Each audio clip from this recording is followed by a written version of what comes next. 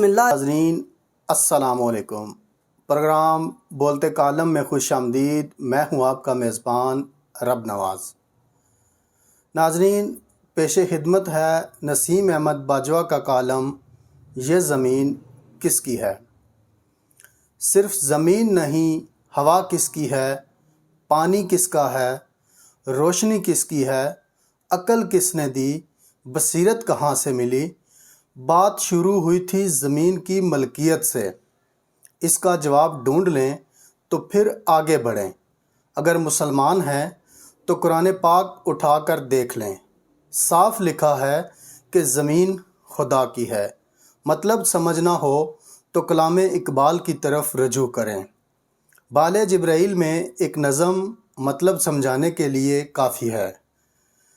پالتا ہے بیج کو مٹی کی تاریکی میں کون، پالتا ہے بیج کو مٹی کی تاریکی میں کون، کون دریاؤں کی موجوں سے اٹھاتا ہے سجاب، کون لایا کھینچ کر پچھم سے باد سازگار، خاک یہ کس کی ہے، کس کا ہے نور آفتاب، کس نے بھر دی موتیوں سے خوشہ گندم کی جیب، موسموں کو کس نے سکھا دی ہے ہوئے انقلاب۔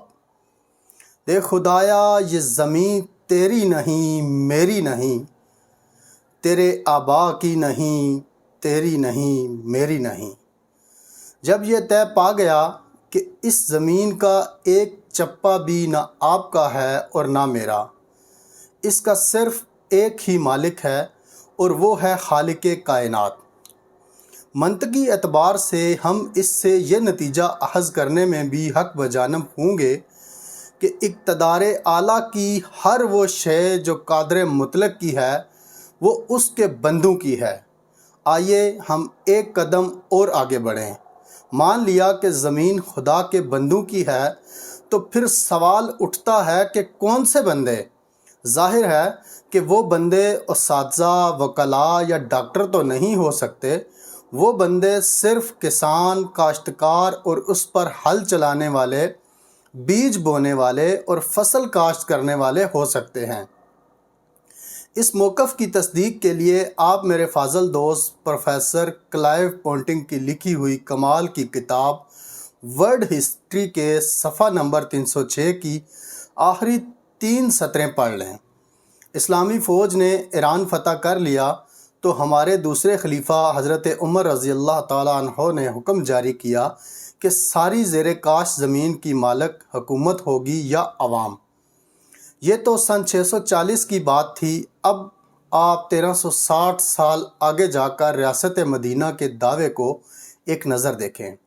ہمارے ملک کی زیر کاشت زمین کے ہر انچ کے مالک افراد ہیں، بطور جاگیردار یا بطور زمیندار یا بطور کاشتکار یا بطور مزارع۔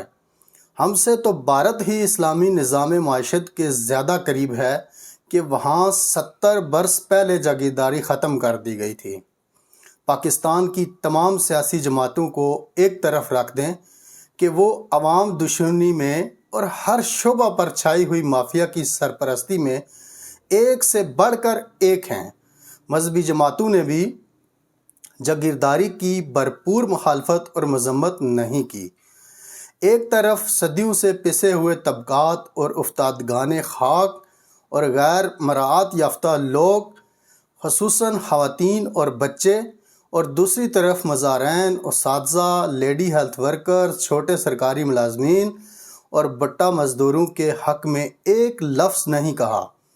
برطانیہ میں نصف صدی سے زیادہ رہ کر مجھے سخت لفظ استعمال کرنے کی عادت نہیں، اس لیے اس گستاخی پر معافی پہلے مانگتا ہوں اور پھر لکھتا ہوں کہ مذکورہ بالا جماعتوں اور رہنماؤں کی خاموشی کے لیے مجرمانہ اسم صفت استعمال کیا جائے تو شاید نامناسب نہ ہو۔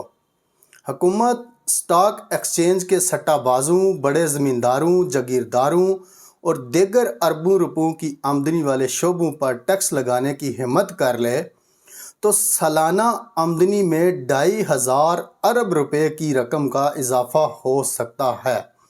کالم نگار تو اپنے قارئین کی بڑی اکثریت کی طرح ایک عام بلکہ ادنیٰ شہری ہے اور صحیح معنوں میں لے مین ہے۔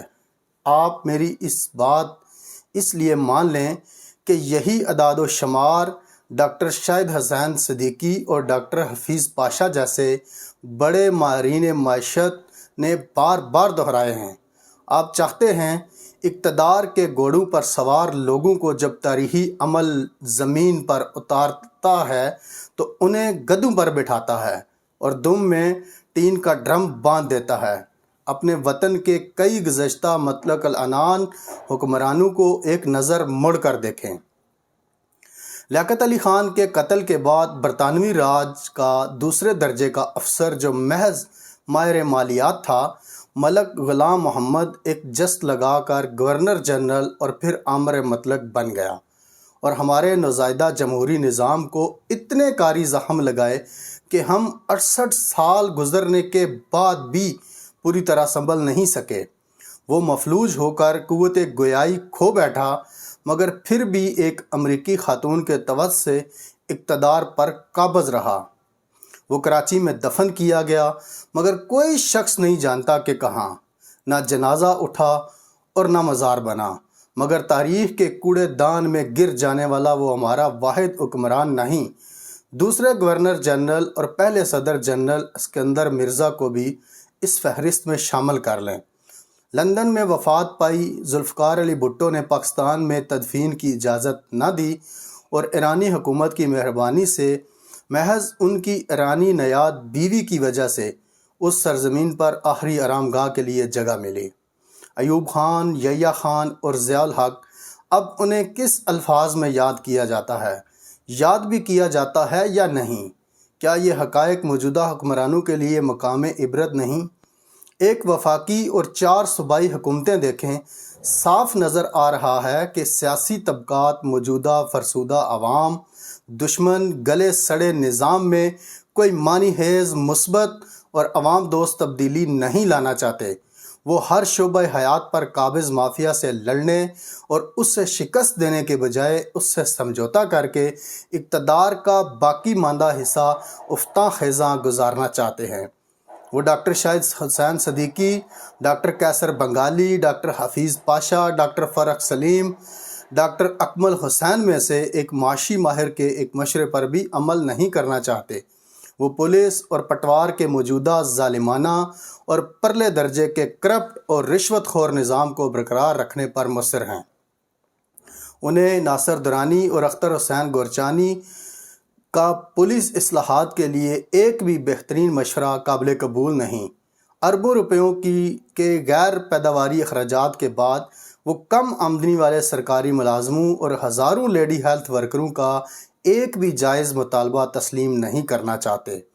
انہیں نہ ملک میں لاکھوں بے زمین کاشتکار نظر آتے ہیں اور نہ قابل کاشت بیکار زمین کے لاکھوں ایکڑ جو کاشتکاروں میں مفت تقسیم کر کے ہم اپنی زرعی پیداوار اور کئی گنا بڑھا سکتے ہیں۔ کتنے افسوس کی بات ہے کہ ہمارے ملک کے چوٹی کے صحافی اپنے کالموں میں یہ لکھتے ہیں اور بار بار لکھ کر کالم نگار کا دل بڑی باقاعدگی سے دکھاتے ہیں کہ تمام سفید ہاتھیوں کو نجی ملکیت میں دے دیا جائے۔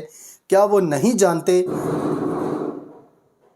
کہ قومی ملکیت کی ناکام پالیسی اور نجی ملکیت کی عوام دشمن پالیسی اپنانے کے علاوہ ایک راستہ بھی ہے، اور وہ یہ ہے کہ ان اداروں میں کام کرنے والے محنت کشوں کو ہی ان کا مالک بنا دیا جائے تو وہ انہیں 1 سال کے اندر منافع بخش بنا لیں گے اور حکومت کو بھی کروڑوں اربوں روپے بطور ٹیکس ادا کریں۔